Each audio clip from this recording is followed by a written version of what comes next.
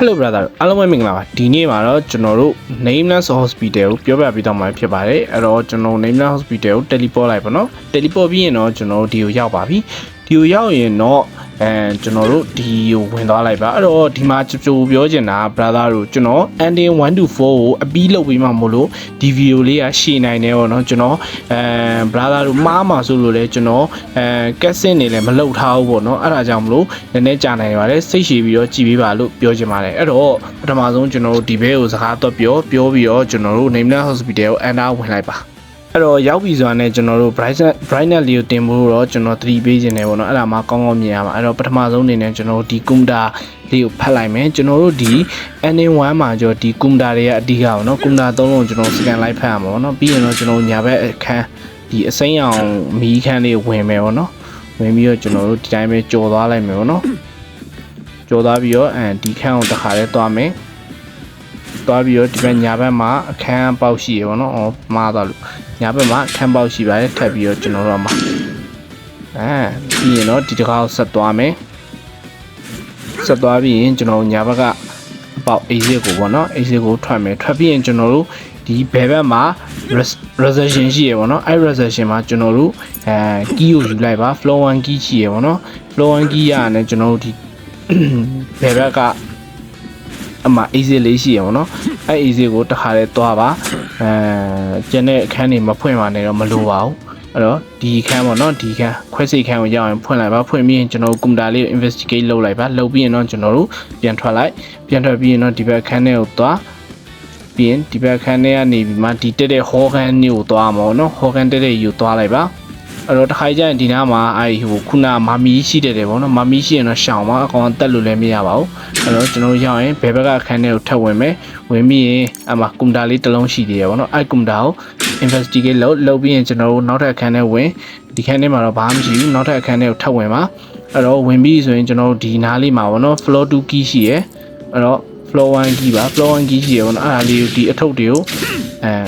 ရှင်းလိုက်ပေါ့နော်ရှင်းပြီးရင်တော့ကျွန်တော်တို့ခန်းဖွင့်ကျွန်တော်တို့ဒီမှာပေါ့နော်ဒီခန်းကိုဖွင့်လိုက်ပါဖွင့်ပြီးရတယ်ကျွန်တော်တို့ floor 2ကိုတန်းပြီးတော့တက်သွားလိုက်ပါအဲ့တော့ floor 2ကိုတက်သွားပြီးရတယ် reception အနောက်ကအခန်းထဲကိုတန်းဝင်လိုက်ပေါ့နော်ဝင်သွားပြီးရတယ် brother တို့စုထားတဲ့ဒီabnormally cube ပေါ့နော် abnormally cube 3ခုကိုတစ်ခုချင်းစီမှာလိုက်ထည့်လိုက်ပါလိုက်ထည့်ပြီးရင်တော့ဒါ ending 1ပြီးသွားပြီပဲဖြစ်ပါတယ်အဲ့တော့ ending 1ကတော့လွယ်ပါတယ်ဟုတ်ပါတယ် ending 1နဲ့2ကလွယ်တယ်နောက်တစ်ခေါက်ကျွန်တော်တို့ enter ထပ်လုပ်မယ်ပေါ့နော်ဒီဘဲကနေပြီး ending 2ကိုလုပ်ဖို့အတွက် ending 2ကတော့ brother တို့လွယ်ပါတယ်အဲ့တော့ဒီကနေတခါရဲစထွက်တာနဲ့ elevator ကိုသွားပါအဲ့တော့ဒီမှာကျွန်တော်တို့ ending 1ပြီးပြီဖြစ်တဲ့အတွက်ကြောင့်မလို့ကျန်တာဘာမှမလုပ်ဘူး ending 2ကနှုတ်စာအုပ်တွေစုရမှာဖြစ်ပါတယ်အဲ့တော့ elevator ကိုဖွင့်လိုက်ပါဖွင့်လို့ရတယ်ပေါ့နော်ဖွင့်လို့ရတယ်ဆိုရင်ကျွန်တော်တို့ power supply တွေပါတော့ပေးစရာမလိုတော့ဘူးပေါ့နော်အဲ့တော့တခါလဲကျွန်တော်ဒီနားလေးက notebook လေးရှိရပေါ့နော်ဒီမှာဒီ notebook လေးကို investigate လုပ်ပြီးတာနဲ့ကျွန်တော်တို့ဘယ်ခန်းမှာဆက်မသွားနေအောင်ပေါ့နော်ဆက်မသွားဘဲနဲ့ elevator ကနေပြီးတော့ကျွန်တော် second floor ကိုတက်မှာပဲဖြစ်ပါတယ်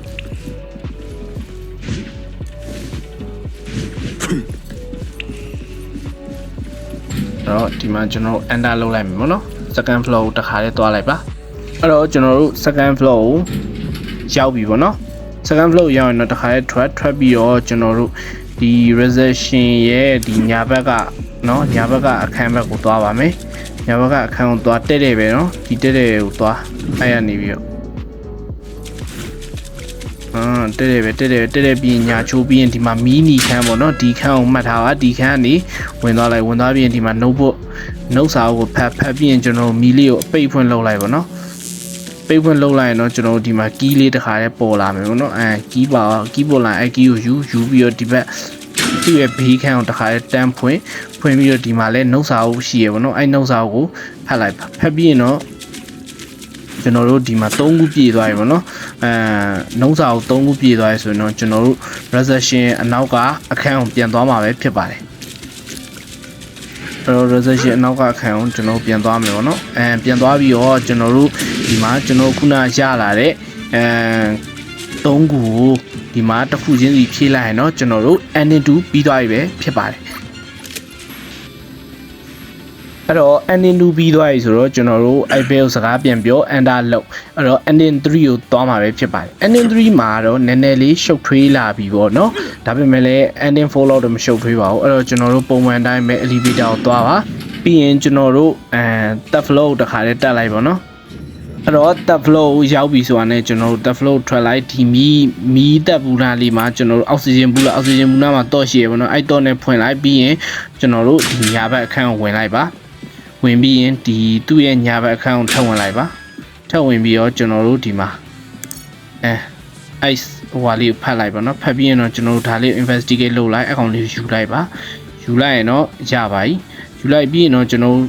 ဒီမှာကြည့်လိုက်ပါတော့ brother ဒီခန်းကြီးကဘာမှမရှိသေးဘူးအဲ့ဒါအောင်မှကျွန်တော်တို့ဒီမှာassemble လုပ်လိုက်ရင်ဒီ enemy ထွက်လာမယ်ပေါ့နော်အကောင်တွေကိုတက်လိုက်ပါအဲ့တော့အကောင်တွေကိုတက်ပြီးဆိုရင်တော့ကျွန်တော်တို့ခုနဖွင့်ထားတဲ့အခန်းကြီးရဆိုရင်ဟောကိုင်းဖြစ်သွားပြီပေါ့နော်အဲ့ထဲကိုကျွန်တော်တို့ဝင်သွားမှာပဲဖြစ်ပါတယ်အဲ့တော့မာမီရှိရပေါ့နော်ဒီမှာအဲ့မာမီကိုကျွန်တော်တို့ရှောင်းအောင်ပါကျွန်တော်တို့ဒီမှာအရေးထဲမှာပေါ့နော်အရေးထဲမှာပုံနေလို့ဒီကောင်မတွေ့တာပေါ့နော်အဲ့တော့ကောင်တွေ့သွားရင်တော်တော်ဆိုးပါတယ်အဲ့တော့ကျွန်တော်အရေးထဲကနေတော့မှကြည့်ပြီးမှထွက်ရတယ်ပေါ့နော်ဒီကောင်ခြေတန်းကြရင်ပြန်လာတတ်တယ်ပေါ့နော်အဲ့တော့ကျွန်တော်ဒီမှာ note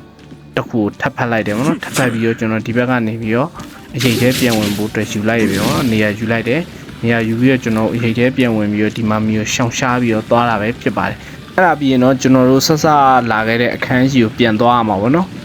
အဲ့တော့ဒီခန်းကိုပြန်ရောက်ပြီပေါ့နော်ဒီခန်းကိုရောက်ရင်တော့ကျွန်တော်ဒီ exit ဘက်ကိုသွားပါ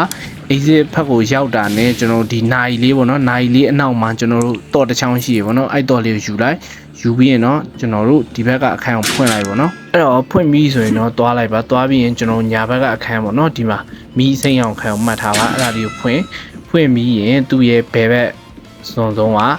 ဒီထဲမှာပေါ့နော် open လုပ်လိုက် open လုပ်ပြီးတော့ key လေးတစ်ချောင်းရမယ်ပေါ့နော်ရရင်တော့ကျွန်တော်တို့ဒီတက်တဲ့အခန်းတွေကိုဆက်သွားပါတက်တဲ့အခန်းကိုဖွင့်လိုက်ပါနော်ဖွင့်ပြီးရင်အဲ့တော့ညာဘက်အခန်းတစ်ခါချိုးချပြီးတော့အမှဒီနားလေးက notebook လေးကိုကောက်ဖက်ပြီးရင်တခါလေကွန်ပျူတာကိုလည်းတခါလေသွားပြီးတော့ဟိုကလောက်အောင်ပါနော်အဲ့တော့ရပြီဆိုရင်ကျွန်တော်တို့ဒါ3ခုပြည့်သွားပြီပေါ့နော်3ခုပြည့်သွားပြီဆိုရင်တော့ကျွန်တော်တို့ဒီ elevator ကိုပြန်သွားပါနော် elevator ကိုပြန်သွားကျွန်တော်တို့ elevator ကနေမှဒီ 2 floor ပေါ့နော် second floor ကိုပြန်သွားမယ်ပြန်သွားပြီးတော့ကျွန်တော်တို့ဒီ reservation room အနောက်က room နဲ့ကိုသွားမှာပဲဖြစ်ပါတယ်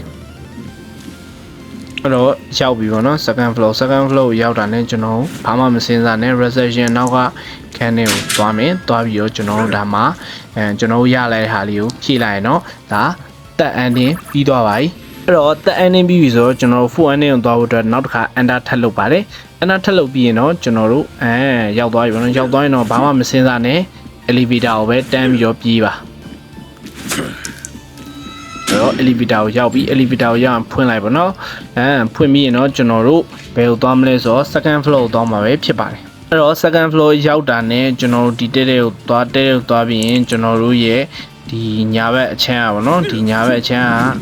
ဘက်ကိုစက်တိုက်သွားပြီးတော့ကျွန်တော် second ending ကသွားလို့ပဲဗောနော်အဲ့ခန်းကိုပဲပြန်သွားမှာဗောနော်အဲ့တော့ဒီတစ်ခေါက်မှာတော့ကျွန်တော်တို့မတူတာကတော့ဒီ note တွေပါမဖတ်တော့ဘူးကျွန်တော်ဘာလုပ်မလဲဆို key ပဲယူမှာပဲဖြစ်တယ်ဗောနော်အဲ့တော့ key လေးပဲယူလိုက်တယ်ဗောနော် key လေးပဲယူပြီးတော့အကိမပေါ်ရင်တော့ဒီမှာ switch လေးကိုအဖွင့်ပိတ်လုပ်ပြီးမှ key ကိုယူပါအဲ့တော့ရပြီဆိုရင်တော့ကျွန်တော်ဒီနားလေးရပါတော့ညာဘက်ကအခန်းကိုသွားမှာမာမီရှိနေပါတော့မာမီရှိနေတော့ကျွန်တော်တို့သွားလို့မရအောင်ကျွန်တော်ဒီကနေပြီးကိုပြောက်ပြီးမှသွားမယ်ပေါ့နော်အရေးထဲကိုဝင်လိုက်မယ်ပေါ့နော်အဲ့တော့အရေးထဲကိုဝင်ပြီးမှမာမီကိုတစ်ချက်ရှိုးတယ်ပေါ့နော်ဒီကောင်ချီနီကောင်းလားမကောင်းလားဆိုတော့ပြုံးမြလမ်းလျှောက်တာလဲကြားတာဗျာစိတ်တောင်ညစ်တယ်စောင့်တယ်ပေါ့နော်ကျွန်တော်အမှအခန်းထဲဝင်ဖို့ဒီညာဘက်ကခန်းနဲ့ဝင်ရမှာပေါ့နော်တကယ်တော့ဒီခန်းကတော့ဘလော့ထားဟိုအရှိခန်းကနေဝင်ရမှာတကယ်တော့အဲ့နဲ့ကျွန်တော်မှားပြီးထွက်မိသွားတယ်ပေါ့နော်အရှိခန်းနဲ့ထွက်မိလို့ပြန်ဝင်ရတယ်လို့တော့ရှာပြီပေါ့နော်ဒီကောင်သွားတယ်ဒီစောင့်လို့နည်းနည်းကြာသွားရင်တော့ sorry ပါလို့ brother တို့ကျွန်တော်ဒီအပိုင်းတွေကိုမဖြတ်ချင်လို့ပေါ့နော်ဖြတ်လိုက် brother တို့နည်းနည်းကြောင်သွားမှာဆိုလို့အဲ့တော့ရပါပြီကျွန်တော်ဒီကောင်လွတ်ပြီးဆိုထွက်လိုက်ပြီနော်ထွက်ပြီးတော့ကျွန်တော်ဒီခန်းပေါ့နော်အဲ့တော့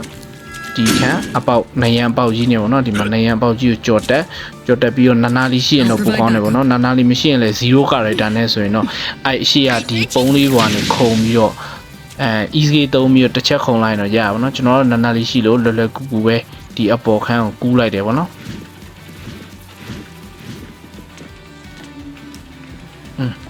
ကျွန်တော်ကူးပြီးရင်တော့ဒီပတ်လေးကိုကြည့်လိုက်ပါနော်ပတ်လေးကိုကြည့်လိုက်ရင်အမှဟိုမှာဒီခန်းထဲမှာ vol လည်းရှိရပါတော့အမှဒါလေးကိုကျွန်တော်တို့ investigate လုပ်လိုက်ပါဒီဘက်ပြီးမှာပေါ့နော်အဲ့ဒါလေးကို investigate လုပ်လိုက်ကျွန်တော်တို့အဲ့ဒါ third floor မှာသုံးရမယ့်ဟာပေါ့နော်အဲ့တော့ကျွန်တော်ရပြီဆိုစင်းမယ်ပေါ့နော်စင်းပြီးတော့နားလေးအမိုက်ထုတ်တွေဖြည့်လိုက်ဖြည့်ပြီးရင်တော့ကျွန်တော်တို့ elevator ကိုပြန်သွားမှာပဲဖြစ်ပါတယ်အဲ့တော့ဒီ 4N နဲ့ကတော့နည်းနည်းရှုပ်တဲ့အတွက် brother တို့တေချာကြည့်ပြီးပါလို့ကျွန်တော်ပြောချင်မှာကျွန်တော်လုံးဝလည်းမဖြတ်ထားဘူးပေါ့နော်အဲ့တော့ရပြီအဲ့တော့တစ်ခါ third floor တစ်ခါတက်မယ်ပေါ့နော်အဲ့တော့ကျွန်တော်တို့ third floor ကိုရောက်ပြီပေါ့နော် third floor ကိုရောက်ရင်တော့ကျွန်တော်တို့ပုံမှန်တိုင်းပဲဒီနားလေးက key ကိုယူလိုက်ပေါ့နော် key ကိုယူပြီးဒီတကားဖွင့်ပြီးဒီမှာတစ်ခါတည်း assemble လုပ်လိုက်ပေါ့နော်ဒီမှာကြည့်ကျွန်တော်ဒီဟာလေးကို assemble လုပ်လိုက်ရင်ကျွန်တော်တို့အနောက်မှာတကားတစ်ပေါက်ပွင့်လာလိမ့်မယ်ပေါ့နော်ဒီဘက်တကားပေါ့နော်ဒီတကားကိုကျွန်တော်ဖွင့်ပြီးတော့ကျွန်တော်တို့ဒီ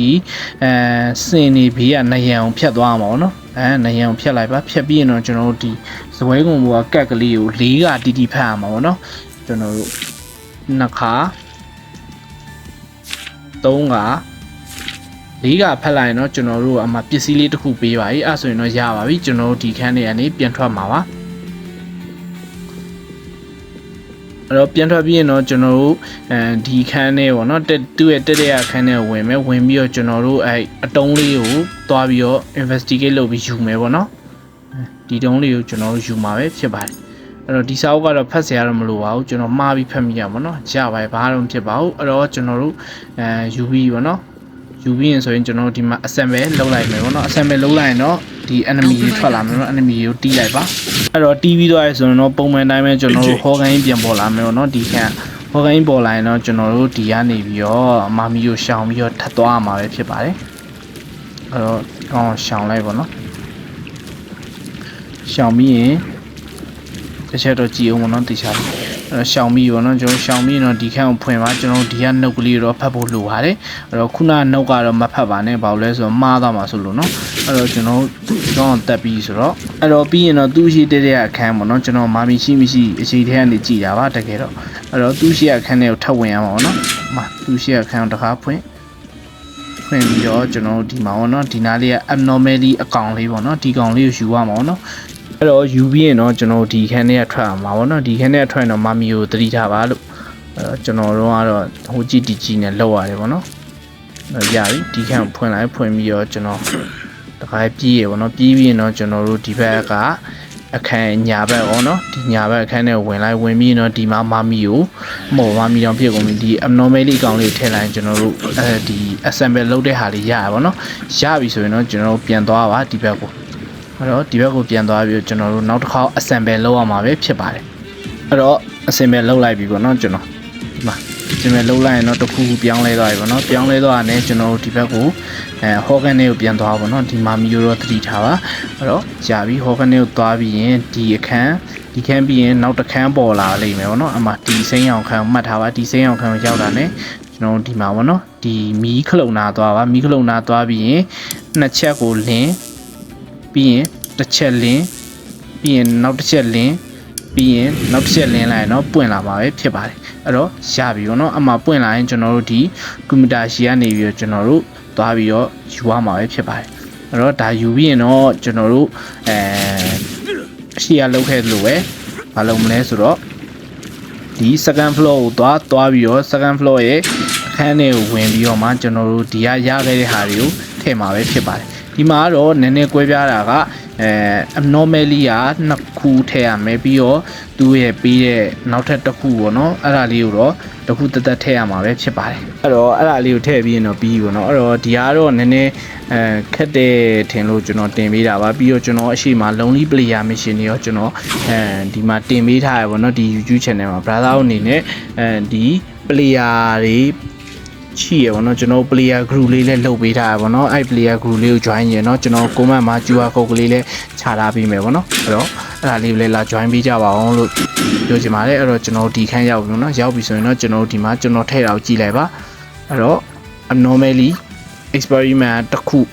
ဒီမှာတစ်ခုထည့်မယ်ပြီးရင်နောက်တစ်ခုထည့်အောင်ပါဗောနော်အဲ့တော့ဒီမှာလည်း abnormally ပဲထည့်မယ်ဗောနော်အမှာနိုင်မဲ glue ထည့်လိုက်အဲ့တော့ဒီမှာလည်းတစ်ခုထည့်လိုက်အဲ့ဆိုရင်3ခုပြည့်သွားပြီဗောနော်အဲ့တော့3ခုပြည့်သွားပြီဆိုရင်တော့ကျွန်တော်တို့4 ending လည်းပြီးသွားပြီပဲဖြစ်ပါတယ်ဒါဆိုရင်တော့ congratulation ပါ brother တို့ဒါကတော့ကျွန်တော်တို့ nameless hospital ရဲ့1 ending 1 to 4ပဲဖြစ်ပါတယ်အဲ့တော့ brother တို့အနေနဲ့နောက်ထပ်အခက်အခဲရှိတဲ့ abnormally တွေရှိရင်လည်းကျွန်တော်ကိုပြောပါကျွန်တော်ကိုလာပြောရင်ဗီဒီယိုလေးနဲ့လုပ်ပေးပါမယ်လို့အားလုံးကျေးဇူးတင်ပါတယ် brother တို့အဲ့တော့ဒီ chat ဗီဒီယိုလေးကိုလည်း like and subscribe လုပ်သွားဖို့လည်းမမေ့နဲ့အောင်တော့